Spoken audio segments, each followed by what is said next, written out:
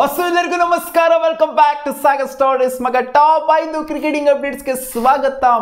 ಮೊದಲನೇ ಅಪ್ಡೇಟ್, ರವಿಚಂದ್ರನ್ ಅಶ್ವಿನ್ ಅವರು ವಿರಾಟ್ ಕೊಹ್ಲಿ ಬಗ್ಗೆ ಮಾತಾಡಿದ್ರೆ, ವಿರಾಟ್ ಕೊಹ್ಲಿಯ ಕಾನ್ಫಿಡೆನ್ಸ್ ನ ಕುಗ್ಸೋ ಅಂತವ್ರು ಇಡೀ ಪ್ರಪಂಚದಲ್ಲಿ ಯಾರು ಇಲ್ಲ ಗುರು. ಇನ್ ಕೇಸ್ ಏನಾದ್ರು ನೀವು ಅವರ ಕಾನ್ಫಿಡೆನ್ಸ್ ನ ಕುಗ್ಗಿಸ್ಬೇಕು ಅಂತ ಅನ್ಕೊಂಡಿದ್ದೀರಾ ಅಂತ ಅಂದ್ರೆ ಅವ್ರನ್ನ ಓಪನಿಂಗ್ ಸ್ಟಾರ್ಟ್ ಇಂದ ನಂಬರ್ 3 ಸ್ಟಾರ್ಟ್ಗೆ ಕಳಿಸ್ಬಿಟ್ಟು ನೀನು ಅಲ್ಲಾಡ್ತಿಲ್ಲ ಗುರು, ಇಲ್ಲಾಡೋ ಗುರು, ಹಂಗೆ ಹಿಂಗೆ ಅಂತ ಏನಾದ್ರು ಕಾನ್ಫಿಡೆನ್ಸ್ ನ ಕುಗ್ಸ್ಬೇಕು ಅಂತ ಅನ್ಕೊಂಡಿದ್ದೀರಾ ಅಂತಂದ್ರೆ ವಿರಾಟ್ ಕೊಹ್ಲಿ ಇದನ್ನ ಯಾವ ತರ ತಗಂತಾರೆ ಅಂತಂದ್ರೆ, ನೀನು ಓಪನಿಂಗ್ ಸ್ಲಾಟ್ ಇಂದ ನನ್ನ ನಂಬರ್ 3 ಸ್ಲಾಟಿಗೆ ಕಳಿಸ್ತೀರಾ, ನೋಡಿ ಇಲ್ಲಿ ಹೆಂಗ್ ಆಡ್ತೀನಿ ಅಂತ ಈ ತರ ತಗೊಂತಾರೆ, ಪಂಪ್ಡ್ ಅಪ್ ಆಗ್ತಾರೆ, ಇನ್ನ ಹೈ ಆನ್ ಕಾನ್ಫಿಡೆನ್ಸ್ ಅಲ್ಲಿ ಬರ್ತಾರೆ ವಿರಾಟ್ ಕೊಹ್ಲಿ. ಇದನ್ನ ಏನಕ್ಕೆ ಹೇಳ್ತಾ ಇದೀನಿ ಅಂತಂದ್ರೆ, ನನಗೆ ವಿರಾಟ್ ಕೊಹ್ಲಿ ಪರ್ಸನಲಿ ಗೊತ್ತು ಎಂತ ಕ್ಯಾರೆಕ್ಟರ್ ಅಂತ.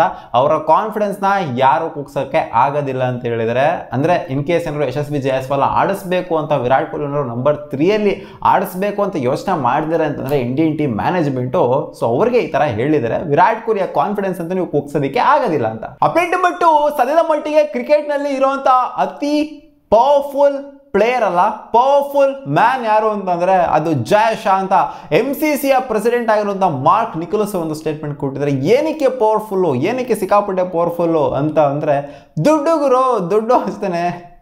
ಇನ್ನೇನು BCCI ಹತ್ರ ಬೇಜಾನ್ ದುಡ್ಡಿದೆ, ಅದಕ್ಕೋಸ್ಕರ ಪವರ್ಫುಲ್ ಅಷ್ಟೇ. ಇವಾಗ BCCI ಹತ್ರ ದುಡ್ಡಿಲ್ಲ, ಲಾಟ್ರಿ ಹೊಡಿತಾ ಇದ್ರು ಅಂತ ಅನ್ಕೊಳ್ಳಿ, ಶ್ರೀಲಂಕಾದಲ್ಲಿ ಲಾಟ್ರಿ ಹೊಡಿತಾ ಇದ್ರು ಅಂತ ಅನ್ಕೊಳ್ಳಿ, ಅವಾಗ ಪವರ್ಫುಲ್ ಅಂತ ಅನ್ನೋದಕ್ಕಾಗತ್ತಾ? ಬೇಜಾನ್ ದುಡ್ಡಿದೆ, ದುಡ್ಡು ಅಷ್ಟೇ.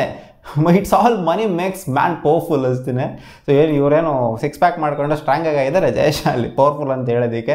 ಸೊ ದುಡ್ಡು ಬೇಸಿಕಲಿ ಪ್ರಪಂಚ ಯಾವ ಥರ ನೋಡುತ್ತಾರೆ, ಜಾಸ್ತಿ ದುಡ್ಡಿರೋರ್ನ ನೋಡುತ್ತೆ ಅಷ್ಟೇ. ಇವರು ಅದನ್ನೇ ಹೇಳಿರೋದು. ಪವರ್ಫುಲ್ ಇರೋದು ಯಾರು ಅಂತಾರೆ BCCI ಅಂದರೆ ಜಯಶಾ ಅಂತ. ಅಪ್ಡೇಟ್ ನಂಬರ್ 3, ರಾಹುಲ್ ದ್ರಾವಿಡ್ ಅವರು ಒಂದು ಸ್ಟೇಟ್ಮೆಂಟ್ ಕೊಟ್ಟಿದ್ದಾರೆ. ರಾಹುಲ್ ದ್ರಾವಿಡ್ ಅವರ ಈ ಒಂದು ಸ್ಟೇಟ್ಮೆಂಟ್ ನೋಡ್ಬಿಟ್ಟು ಏನಾದ್ರು ಟೀಮ್ ಇಂಡಿಯಾ 11 ಏನೋ ಚೇಂಜಸ್ ಆಗಬಹುದಾ ಅಂತ ಅನ್ನಿಸ್ತಾ ಇದೆ. ಕುಲ್ದೀಪ್ ಅಥವಾ ಚಾಲ್ ಇಬ್ಬರಲ್ಲಿ ಒಬ್ರು ಆಡುವಂತ ಸಾಧ್ಯತೆ ಇದೆ, ಒಬ್ಬರನ್ನ ತಗೋಬರ್ಬೇಕು ಅಂತ ಅನ್ಕೊಂಡಿದೀವಿ. ಯಾಕೆಂದ್ರೆ ಕೆರೆಬಿಯಾದಲ್ಲಿ ಕಂಡೀಷನ್ಸ್ ಸ್ವಲ್ಪ ಡಿಫ್ರೆಂಟ್ ಆಗಿದೆ.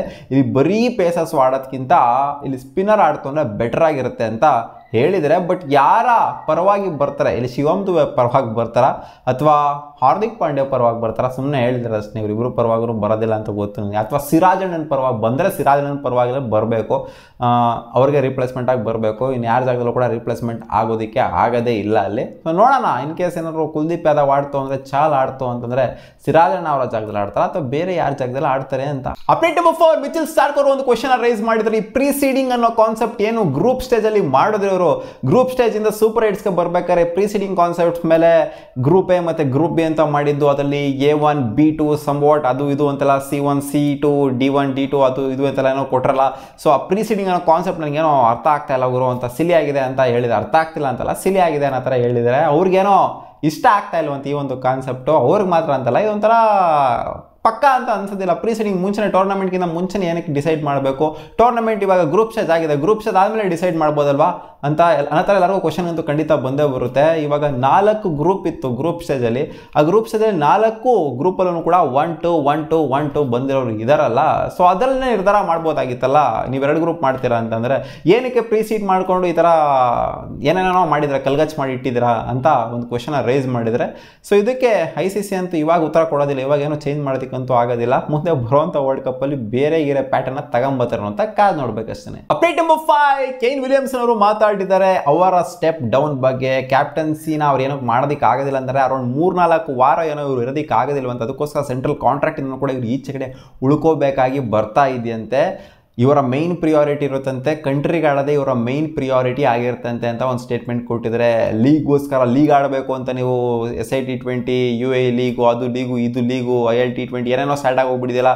ಸೊ ಅಲ್ಲೆಲ್ಲ ಆಡಬೇಕು ಅಂತ ಅನ್ಕೊಂಡಿದ್ದೀರಾ ನೀವು ಅಂತ ಕ್ವಶನ್ ಬಂದಾಗ, ಇಲ್ಲ, ಹೌದು ಸೌತ್ ಆಫ್ರಿಕನ್ T20 ಲೀಗ್ ಸ್ವಲ್ಪ ನನಗೆ IPL ಆದಮೇಲೆ ಎಕ್ಸೈಟಿಂಗ್ ಅಂತ ಅನ್ನಿಸ್ತಾ ಇದೆ. ಬಟ್ ನನಗೆ ಮೈನ್ ಪ್ರಿಯಾರಿಟಿ ಇರುತ್ತೆ, ನನ್ನ ಕಂಟ್ರಿಗೆ ಆಡೋದೇ ನನ್ನ ಮೈನ್ ಪ್ರಿಯಾರಿಟಿ ಆಗಿರುತ್ತೆ. ಈಗಲೂ ಸಹ ನನ್ನ ಕಂಟ್ರಿಗೆ ಆಡಬೇಕು ಅಂತಲೇ ಇರೋದು. ಬಟ್ ಇದರಿಂದ ಏನಕ್ಕೆ ಕೆಳಗಡೆ ಬಂದಿದ್ದೀನಿ ಅಂತಂದರೆ, ಸೆಂಟ್ರಲ್ ಕಾಂಟ್ರಾಕ್ಟಿಂದ ಏನಕ್ಕೆ ಕೆಳಗಡೆ ಬಂದಿದ್ದೀನಿ ಅಂತಂದರೆ, ನಾನು ಸ್ವಲ್ಪ ಆಡೋದಕ್ಕೆ ಆಗ್ತಾ ಇಲ್ಲ ಆ ಟೈಮಲ್ಲಿ, ಅದಕ್ಕೋಸ್ಕರ ನಾನು ಕೆಳಗಡೆ ಬಂದಿದ್ದೀನಿ ಅಂತ ಹೇಳಿದರೆ.